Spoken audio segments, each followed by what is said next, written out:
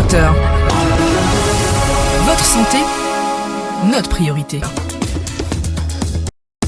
Bonjour à vous, bienvenue dans votre émission Allo Docteur en ce mardi 18 octobre. J'ai le plaisir de retrouver à mes côtés Jean-Marie Saint-Cyr. Bonjour Jean-Marie. Bonjour Caroline. Il y a toute une équipe pour vous accompagner jusqu'à 10h dans l'émission Allo Docteur, notamment Venen Koulen et Antich Bowan pour la réalisation, diffusion de cette émission à travers votre poste radio bien branché Radio Plus, mais également sur la page Facebook du défimédia.info. Il est question aujourd'hui de parler du suicide. Comment prévenir le suicide? C'est la question qu'on se pose.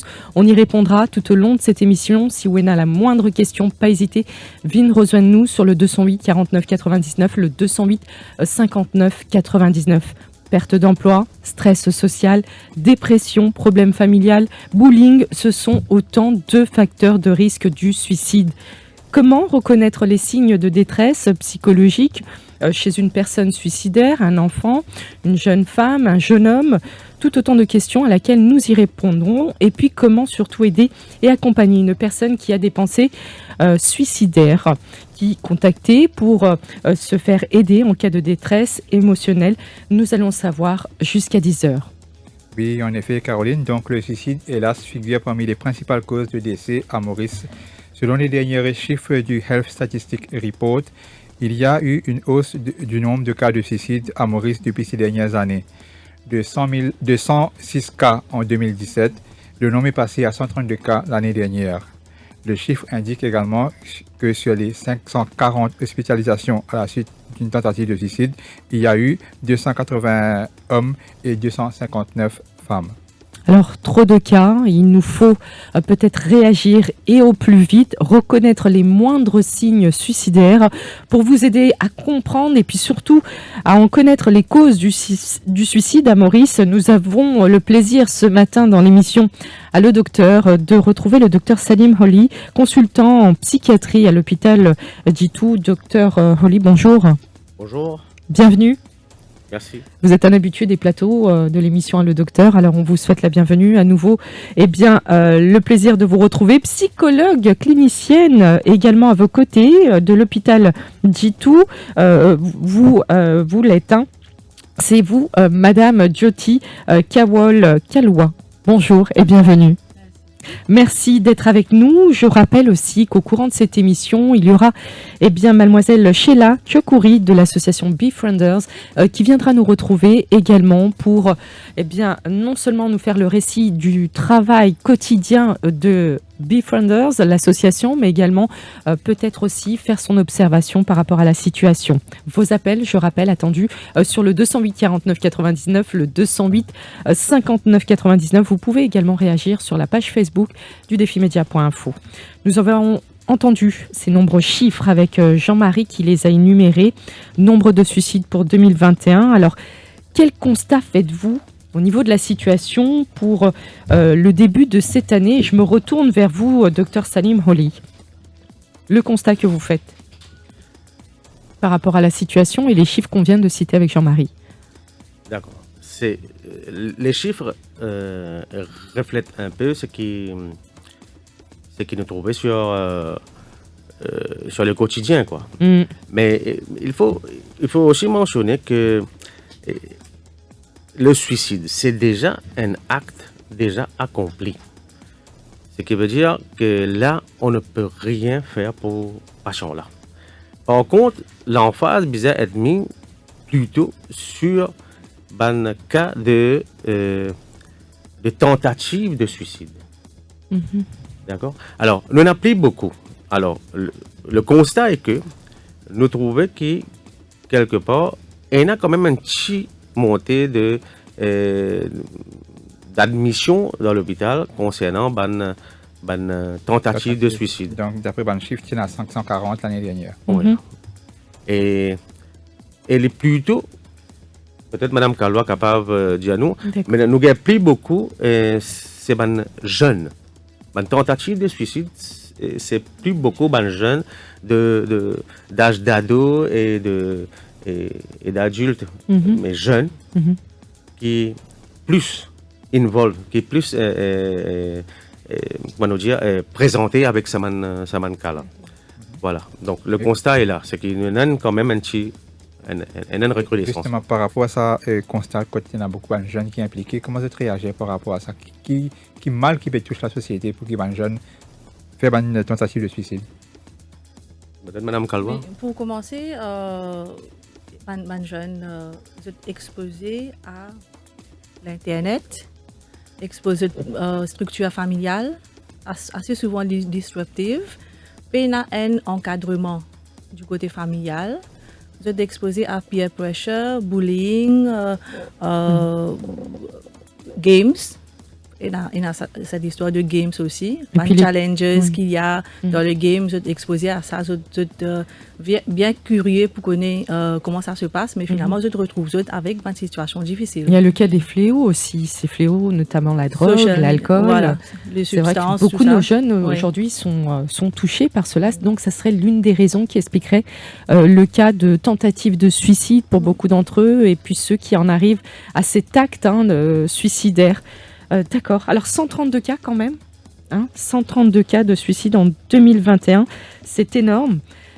Par rapport à ça, votre réaction, parce que oui, c'est quand même assez alarmant.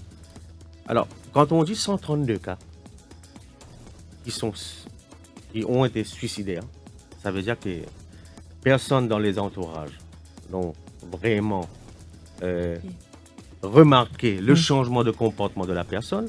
Ou bien s'ils ont remarqué, ils se sont dit, bon, ça va passer, c'est banal. Ou bien, quelque part, alors ça veut dire que on n'a pas le temps de discuter, on n'a pas le temps de s'asseoir avec la personne et essayer de comprendre qui peut arriver.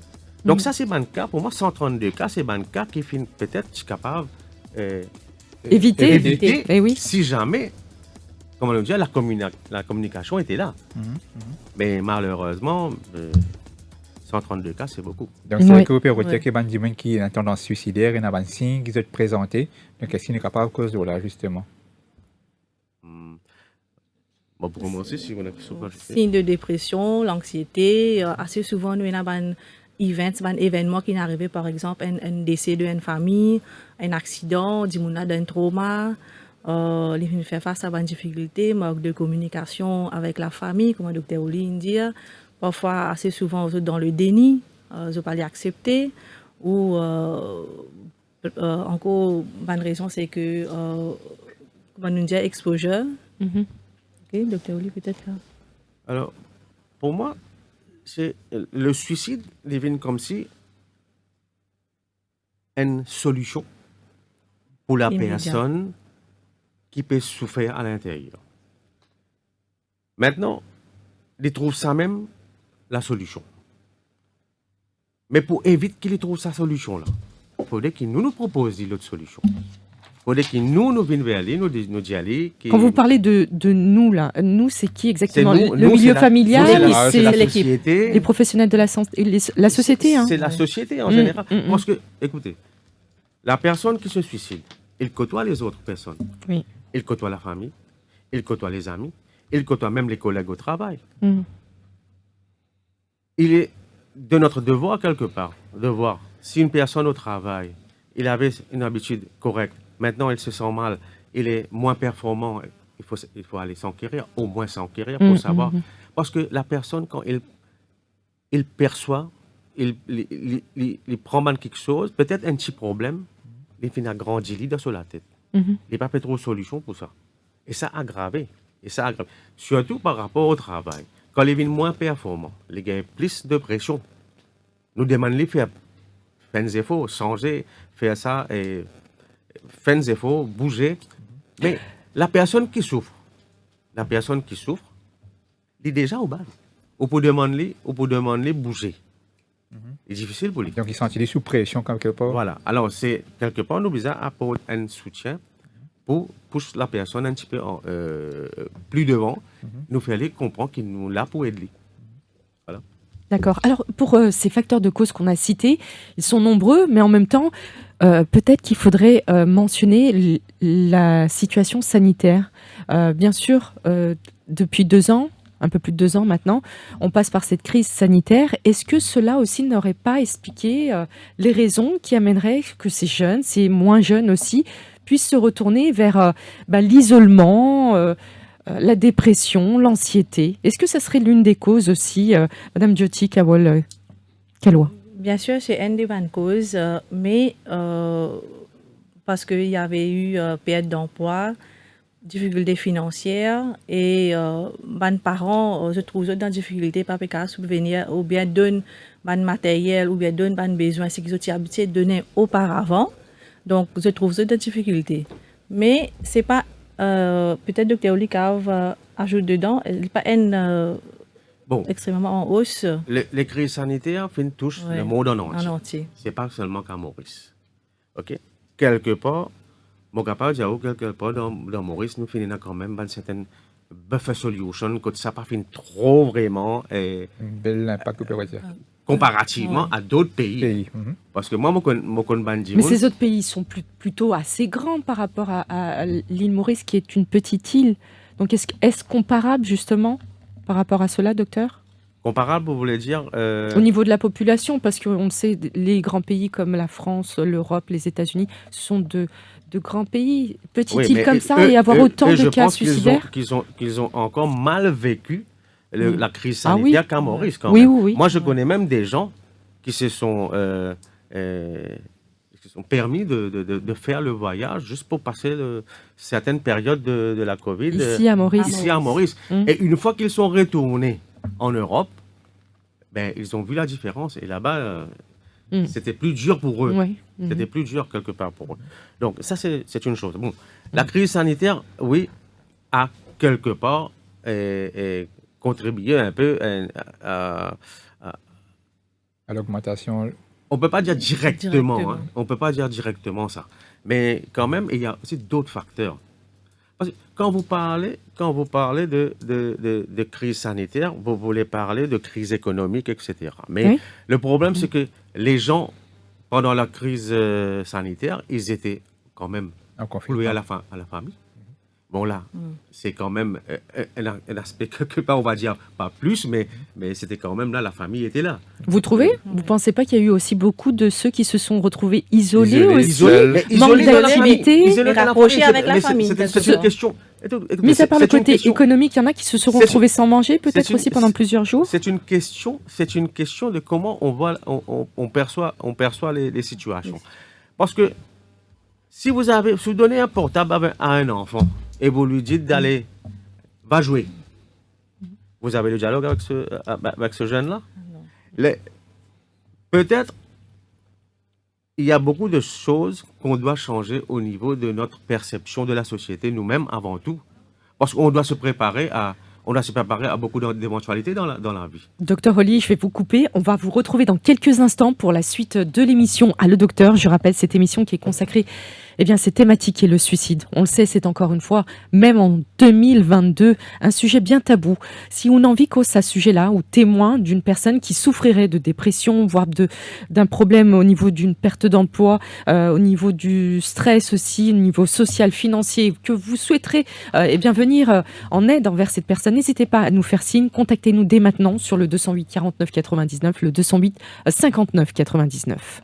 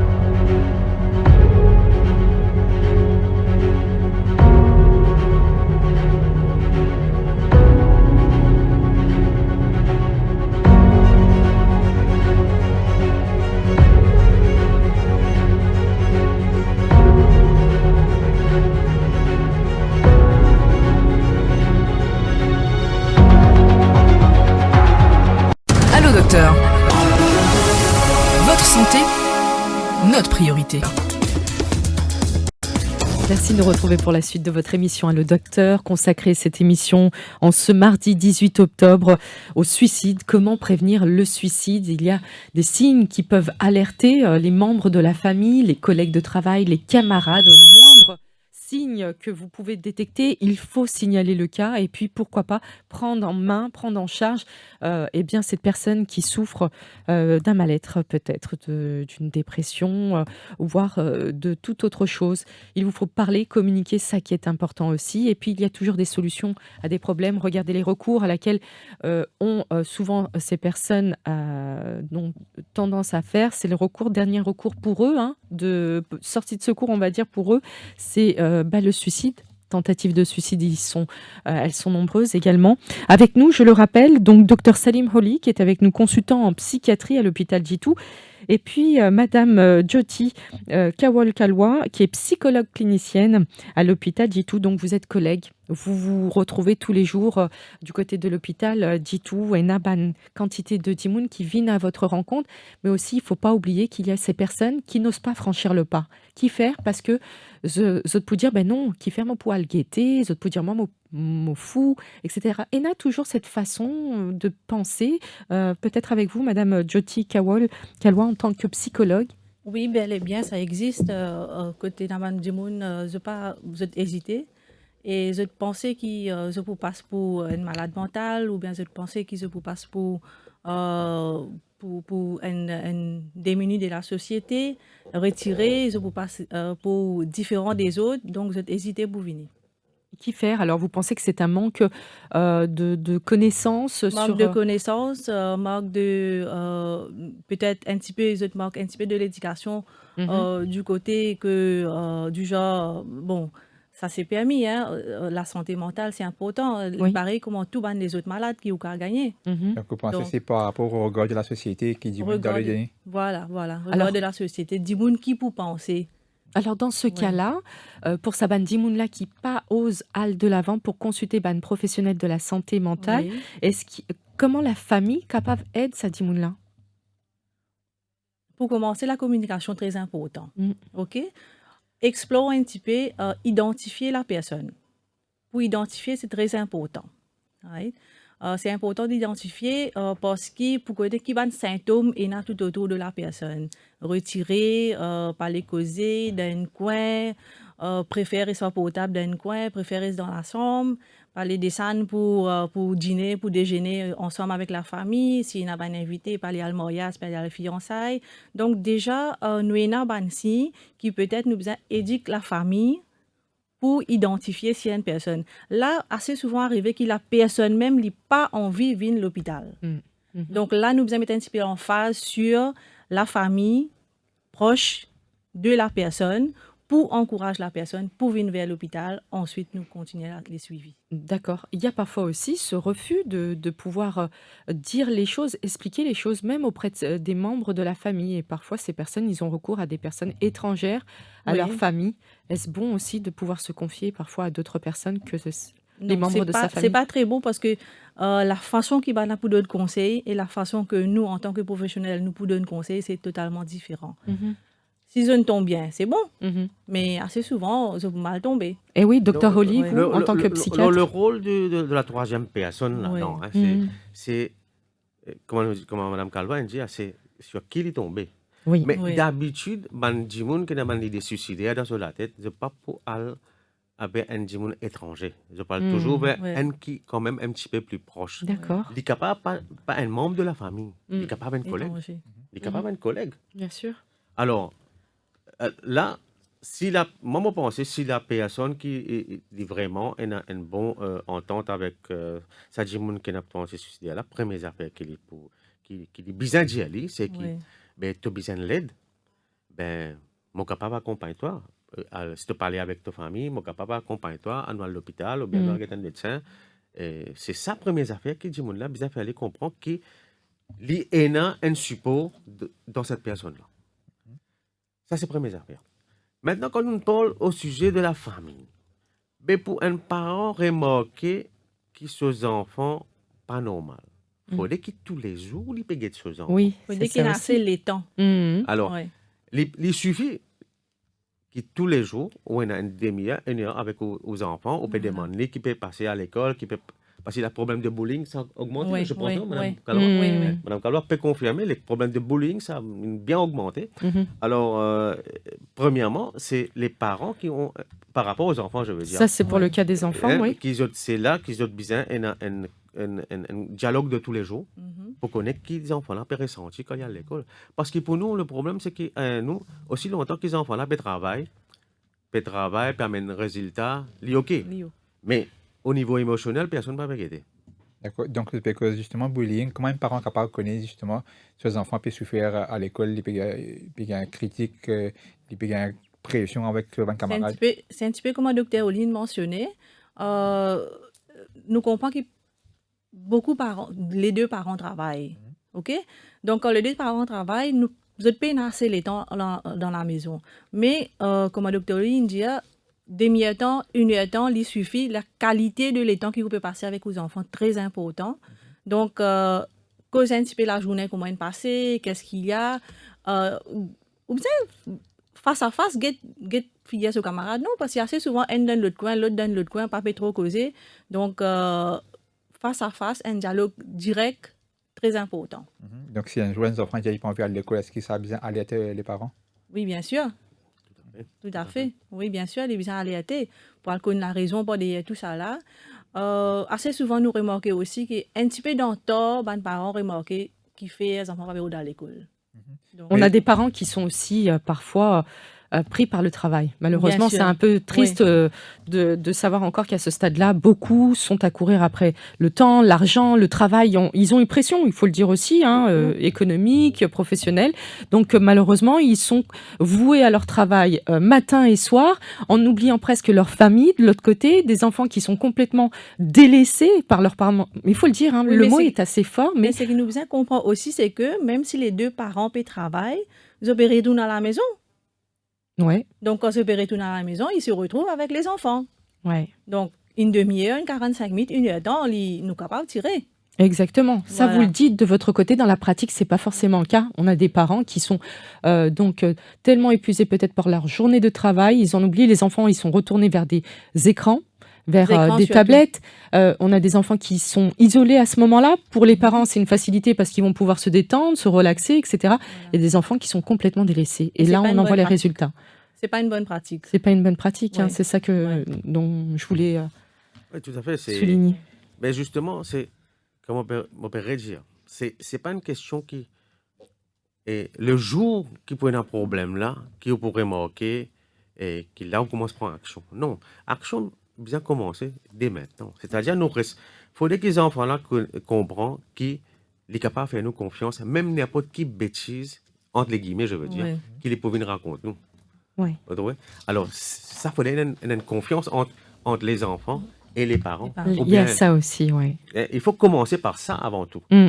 Et après, ce sera plus facile pour vous. Tout à fait. Alors, je rappelle toutes vos questions attendues sur le 208 49 99, le 208 59 99. On va avoir le plaisir de retrouver mademoiselle Sheila Tchokouri de l'association Befrienders. On l'a avec nous au bout du fil, on l'accueille. On va surtout en savoir plus sur le rôle de l'association et puis en connaître aussi leurs observations. Madame Sheila Tchokouri, vous êtes avec nous ? Mademoiselle Tchokouri, vous êtes avec nous, bonjour. Alors, Mademoiselle Tchokouri, Sheila, qu'on va accueillir dans une poignée de secondes. Elle représente l'association Befrienders. Je rappelle pour ceux et celles qui nous suivent en ce moment, vous pouvez réagir dans cette émission, porter un appel à témoins, pourquoi pas, pour pouvoir signaler des cas peut-être que vous connaissez suicidaires. Nos numéros de téléphone, je vous les rappelle, le 208 49 99, le 208 59 99. Et nous vous accompagnons jusqu'à 10h dans Allo Docteur.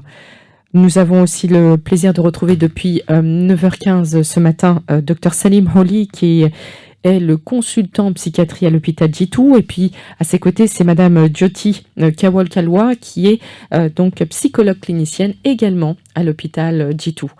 Donc un petit problème de réception avec Madame Sheila Chokori de l'association Befrienders. On aimerait bien la retrouver pour pouvoir y entendre ses observations et puis surtout nous rappeler le rôle de l'association Befrienders. Alors, si elle ne répond pas, ce qu'on va faire, on va se retourner vers Amiga Paul qui souhaite donc réagir également. Alors, on a avec nous Amiga Paul ? Oui, allô, oui, Oui, bonjour Amiga Paul, bonjour, bienvenue à vous. Alors, vous pourriez vous présenter, s'il vous plaît, pour ceux et celles qui ne vous connaissent pas. Et moi, c'est Amiga Paul de Suriname. Je suis une coordinatrice de l'association APDH et aussi secrétaire Happiness Coach. D'accord. Et en fait, ça voudrait réagir dans l'émission de Movie parce que c'est mon domaine à moi.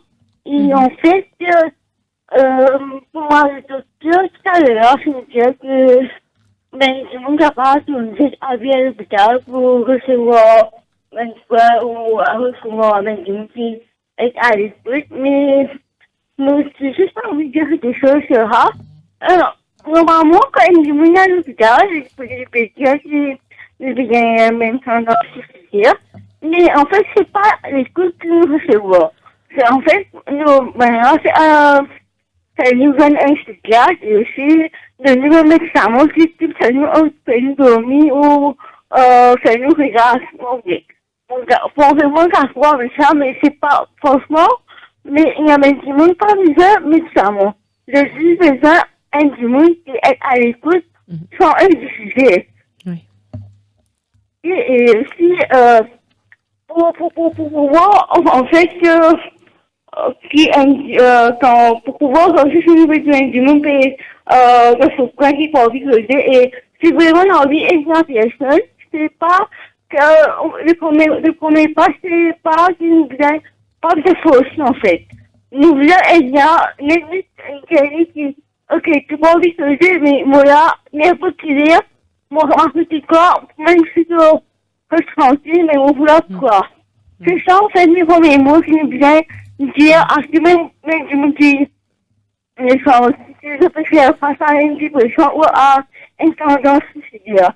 Parce que des fois, dans les réseaux sociaux, nous trouvons que quand un humain peut partager ce sentiment ou sur l'émotion, il y a plusieurs musulmans. Ah, je te préfère, je te regarde comme ça. Mais c'est pas vrai. La personne, je suis envie de remplir exclusivement et au moins, il y a un humain qui vraiment pourra remplir pour être à l'écoute. Pour partager l'émotion, partager ce que je veux dire, parce que il y a beaucoup, et aussi, il y a beaucoup de monde qui fait face à la dépression, dans ce dire surtout, même jeune, et même madame, qui me rappelle sur les mots, qui travaille avec, le travail que je fais l'idée que j'ai, je passe dans un moment, mais à l'intérieur des autres, je passe dans un délire qui, personne par rapport à connaître. Donc, en tant que professionnel, nous avons en fait un rapproche humaine. Pas seulement du côté travail, non, mais un rapproche humain qui est vraiment friendly envers avec du monde. En tous les cas, Amiga Paul, je voudrais vous remercier pour votre intervention. Vous avez tenu à intervenir dans cette émission pour pouvoir partager notamment votre savoir et puis vos conseils et puis votre observation. Et on apprécie énormément Amiga Paul qui était avec nous justement pour témoigner dans cette émission à le docteur consacrée au suicide. Comment le prévenir? Elle a souligné des points que vous avez soulignés vous-même, docteur Holly, le fait que parfois aussi il y a ces personnes qui ont tendance à banaliser les mots, les gestes d'une personne qui souffrirait vraiment de plusieurs situations. Et là, encore une fois, la banalisation joue énormément après sur l'acte dans lequel elle pourrait se diriger la personne, n'est-ce pas, docteur Holly? Tout à fait. Comment nous serions là, nous sur quelle personne ça dit là pour tomber quand il peut raconter c'est ça. Oui. Alors, comment nous dire? La prévention du suicide commence à la maison. Ça, c'est une affaire. Deuxième affaire, si qu'on dit, il est au travail, il est à l'école. Mais tout ça, man, setup-là, il est déjà là dans la société. Bien comprendre ça faire. OK? De nos jours, dans tous les hôpitaux, il y a un psychiatre, il y a un psychologue, il y a un social worker qui fait un travail très important. Au niveau de l'école, il y a un psychologue, il y a une personne qui est formée pour détecter le mal-être de l'enfant. Mais pas encore suffisant, non. Au niveau de l'observation, on constate qu'il y a des écoles qui manquent de psychologues quotidiennement. Un psychologue, ça aurait été bon d'en avoir un dans chaque école et tous les jours, à portée de main. Je suis pas... Ailleurs, ça se fait, mais pourquoi pas à Maurice? Il n'y a pas assez de psychologues, peut-être? Il n'y a pas assez de psychologues, ça c'est tout. Ça, c'est une réalité. C'est une réalité, peut-être, mais le service, quand même, est là. D'accord. Il faut savoir venir, frapper à la porte et vous l'aurez. Et tout est gratuit. Le ministère donne tout gratuitement. Oui. Alors, le service est là, il faut venir, il faut, si, ou même aux patients, aux enfants, ils ont une dépression, ou bien ils n'ont pas une dépression, ou un peu en doute, fallait examiner. Première affaire, il y a un dispensaire au niveau de vos localités. D'accord? Le médecin qui est là-bas, c'est pas un médecin qui commence. C'est un médecin, la plupart du temps, c'est un médecin qui finit là, quand même un temps de service assez conséquent. C'est un médecin assez chevronné. Alors, au moins, un signe de dépression chez quelqu'un, il est capable de détecter. Et c'est là qu'on envoie la personne vers l'hôpital. D'accord? Mais vers l'hôpital, comme on dit, il y a différents aspects. Nous besoin de mettre des affaires claires dans la tête. C'est qui? Le suicide, ce n'est pas que seulement que la dépression. Un djimoun suicidé, il est capable aussi sous l'influence de la drogue. C'est une affaire. Il est capable aussi d'une autre maladie psychiatrique sous-jacente. C'est ça qui amène aussi vers le suicide. Alors, la dépression peut-être la major cause, la cause majeure. Mais ça aussi, avant que la personne prenne une décision, quand il rentre dans une dépression, avant qu'il prenne une décision pour commettre suicide, et dans un laps de temps, quand nous sommes capables d'intervenir là. Et là, c'est le devoir de tout un chacun, des membres de la famille, les personnels hospitaliers et tout. Donc... Docteur Holly, Madame Kawal Kalwa, nous avons le plaisir de retrouver donc à présent Sheila Chokouri de donc l'association Befrienders. Elle est membre du comité exécutif de Befrienders. Madame Chokouri, bonjour. Bonjour. Bonjour, merci de nous retrouver dans cette émission. Alors, nous pécose suicide, comment le prévenir au niveau de l'association Befrienders? On le rappelle, c'est un centre d'écoute pour les personnes en situation de détresse psychologique et émotionnelle. Comment alors, vous avez certainement pu suivre l'émission. Quelle est votre observation par rapport à la situation, surtout actuelle? Bon, la situation actuelle, c'est vraiment, je ne dis pas trop alarmant, mais c'est toujours là. Et ça augmente de jour en jour. On voit ça, on entend à la radio, à la télé, un peu partout, que ça existe bel et bien. Mais le truc aussi, qu'il y a plusieurs institutions qu'on peut être à l'écoute à ces personnes-là, telles que Befrienders, qui est le ONG qui existe depuis 1995. On est là, on est à Beaubassin, et on est là de 9h le matin jusqu'à 9h le soir. On fait l'écoute dans l'anonymat, la confidentialité et le non-jugement. De ce fait qu'il y a plusieurs personnes qui sont, je ne dis pas suicidaires, même dépressifs ou même qui ont quelque chose à partager, qui ne peuvent pas dire ça à d'autres personnes. Ces personnes-là nous téléphonent ou bien au Befrienders, ce qu'on fait, on fait l'écoute par téléphone, on fait des suivis, on donne un support émotionnel et aussi on fait les face à face. Ça se fait sur, à travers un rendez-vous. La personne doit prendre un rendez-vous. Et si c'est un adulte, la personne est libre de venir. Si c'est un enfant, mineur, je veux dire, que l'enfant doit être accompagné d'un adulte. D'accord. Au niveau de l'association, justement, comment fait-on pour pouvoir vous contacter? Vous pourriez nous rappeler vos numéros de téléphone? Bien sûr. Le numéro, c'est 800-9393, c'est notre hotline.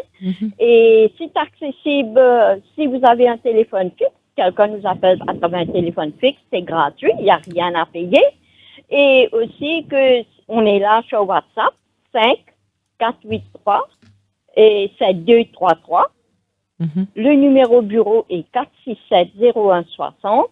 Et en plus, comme je vous ai dit déjà, et on a la page Facebook, on a le website. Si on peut nous contacter, on est libre, on est là de 9h le matin jusqu'à 9h le soir, tous les jours, que ce soit un dimanche, congé public, ou même un jour de fête, on est toujours au centre. D'accord. Et de ce qu'on entend bien aussi par rapport à tous les commentaires, que ce soit par nos professionnels de la santé mentale ou vous-même, Madame Tchokori, on parle d'écoute. Vraiment, aujourd'hui, la solution, elle est là, c'est de pouvoir entendre surtout ces personnes qui ont besoin d'être entendues, d'être vues aussi, il faut le dire, non? Oui, bien sûr, parce qu'il y a des gens qui sont dépressifs ou même déprimés. Il y a multiples causes qu'on peut mettre la personne, comme si au cas où je peux dire que la personne n'a pas envie de vivre, on perdu l'estime de soi, et la personne voit qu'il n'y a pas un jour qui s'appelle le lendemain. Et ces gens-là, on peut, comme s'il y a des gens qui veulent être écoutés, nous téléphonent, mais il y a des gens aussi qui nous disent non, pas au téléphone, c'est préférable que ce soit face à face. Et ces gens-là prennent un rendez-vous au centre, et ces personnes-là sont, enfin, on le fait plusieurs face à face, et ces gens-là viennent nous parler, on est dans, comme je dis, la confidentialité et le non-jugement. C'est toujours là, et ça aide à la personne de parler, de dire ce que ces gens-là ne peuvent pas dire aux autres, et on est là à donner un support psychologique, un support émotionnel. D'accord. Mais on écoutez, aide la personne à sortir de ce petit coin noir que je peux dire. D'accord. Je voudrais vous remercier, mademoiselle Sheila Tchokori, de votre intervention ici dans l'émission en tant que membre du comité exécutif de Befrienders. On salue toute votre équipe qui est là pour la population, à l'écoute des autres, pour venir en aide auprès de ceux qui en ont besoin. Merci infiniment. On vous souhaite une très bonne continuation. On vous dit à très bientôt. Alors, je me retourne maintenant vers nos deux invités ici présents sur le plateau. J'aimerais en revenir sur le cas de suicide. Le suicide, c'est un acte qui demande beaucoup, mais ça paraît peut-être étrange de dire ça, mais beaucoup de courage à une personne, de pouvoir ôter sa propre vie, passer à l'acte. Et en plus, certains vont bien sûr décider de la façon dont ils vont partir. Comment on peut imaginer qu'une personne, un être humain, puisse en arriver à ce dernier stade, à penser que là, il va procéder à cet acte suicidaire, lui ôter la vie, et puis il va quitter ce monde? Comment on peut imaginer que ça se passe comme ça dans la tête d'une personne? Docteur Holly, peut-être, pour réagir, et puis juste après, peut-être, Madame Kawal-Kalwa. Au commencement de l'émission, moi, je disais une affaire, c'est que le suicide pour la personne qui est en déprime, c'est pour lui, c'est la seule solution qui est restée. Parce qu'il ne trouve aucune des autres solutions. Et personne ne vient devant lui avec l'autre solution, alternative. Alors, là, il est très décisif. Il est très décisif pour lui. Pour lui, la souffrance de l'acte de passer de l'autre côté, cette souffrance-là, il n'est pas ressentie. Les ressentis, c'est qu'il peut ressentir dans la déprime actuellement. Pour lui, l'autre côté-là, comment il peut faire? C'est pas les coupe sur la veine ou bien les pour hang ou whatever. Pour lui, ça là, c'est pas important.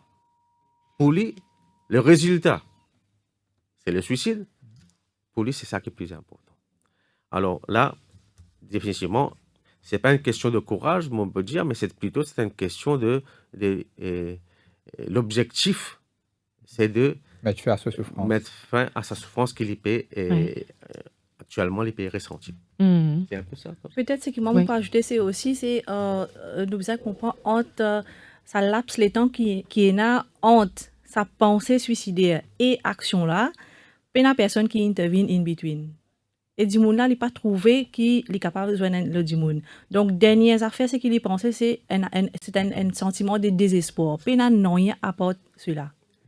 Et la personne pensait que, une personne qui nous joigne, right? C'est une personne qui dit à nous que si moi vous mettre fin à la vie, mais tout problème vous finir. Sans réaliser qu'il y a d'autres problèmes qui suivent par la suite. Donc, très important, c'est côté dans sa sentiment de désespoir là que dit mon a trouvé une grande crise dans sur la vie pas pécave finance pena casse pena ça pena l'autre moi pécave les enfants à l'école donc dit mon a il trouve juste sa raison là il pas trouve encore les autres raisons donc c'est ça bonne affaire là qui pousse la personne vers les suicides. Il faut aussi me penser là actuellement mentionner une affaire c'est que la personne qui décide pour commettre l'acte suicidaire la plupart du temps, il n'est pas montré ça. Il finit plein dans sur la tête qu'il est pour faire. On est capable de trouver que quelque part, il continue à vivre normal avec sa famille. Enfin, normal, on veut dire que personne ne peut pas remarquer si pas dans une grande souffrance. Mais le planning, déjà, fini faire quelque part. La plupart du temps, qui joue, qui date, des affaires comme ça, vous trouvez là. On ne va pas attendre telles affaires, après, on peut commettre. Mais, n'importe quelle façon. Le planning, il prend des jours. Nous réitérons ça fait que si nous avons un bon contact avec la personne et nous trouvons dans la déprime, nous sommes capables d'y aller là-dedans avant qu'il prenne une final decision to commit the act. Pour faire un acte suicidaire. D'accord? Alors, parfois, les traits intrigants parce que pour la famille, toutes les affaires peuvent passer normal aujourd'hui. Par contre, qui n'arrive, il a le sur la chambre, pareil comme d'habitude. Mais sur la tête, il finit plein. D'accord. On peut causer également prévention du suicide. Il y en a 540 personnes qui font une tentative. Est-ce qu'ils sont capables de recommencer d'après vous? Est-ce qu'ils sont capables de recommencer? Ah ben oui. Parce que l'acte, ce que nous appelons une tentative de suicide, c'est un risque pour faire un autre acte encore. Et possiblement, si la personne est encore dans la déprime, est capable de faire d'une façon plus fatale. Donc, c'est là que justement la famille est capable d'intervenir pour encadrer les. Peut-être, on va ajouter que nous sommes capables d'éduquer la personne un petit peu sur les valeurs morales, spirituelles, religieuses, la valeur familiale. Nous besoin mettre un petit peu l'emphase là. C'est important qu'ils ne nous pas trouver, ça ne se voit pas. D'accord. Et dans une cause Befrienders, est-ce qu'il y a les autres services qui sont capables de contacter en cas de tentative de suicide? Au niveau de l'hôpital? Il y a au niveau de l'hôpital Life Plus qui existait et le hotline pour Life Plus c'est 180. C'est le 188. 188. Oui. Je pense que c'est ça. D'accord. Alors, toutefois, je voudrais vous remercier d'avoir répondu à toutes nos questions. Je voudrais remercier également Sheila Tchakouri qui était avec nous de l'association Befrienders. Également remercier Amiga Paul aussi qui a apporté son témoignage au cours de cette émission. Nos auditeurs, internautes aussi fidèles à l'émission Le Docteur, un grand merci à vous. Merci à Venen Koulen, Norchad aussi qui était là pour la réalisation, Anne-Tige Bouane, Jean-Marie. Merci à vous également. Merci Caroline. Merci à nos deux invités qui étaient parmi nous sur le plateau, Dr Salim Holly, Madame Jyoti Kawal Kalwa qui est psychologue. Donc merci, très bonne continuation à vous. Il ne faut pas oublier, la vie elle est belle quand on la voit du bon côté. Il nous faut rester positif et puis au moindre doute, au moindre petit peut-être écart, on se sent un peu plus peut-être anxieux, etc. Il nous faut consulter, aller de l'avant et puis surtout être entendu et peut-être communiquer un peu plus avec les personnes de confiance et puis avec les professionnels de la santé mentale. Ben oui, la vie c'est un cadeau de Dieu. Oui. Et il faut faire bon usage. Exactement. Et puis à chaque problème, il y a des solutions surtout. N'oubliez pas. Merci à vous. À très bientôt. Au revoir. Merci. Allô docteur. Votre santé, notre priorité.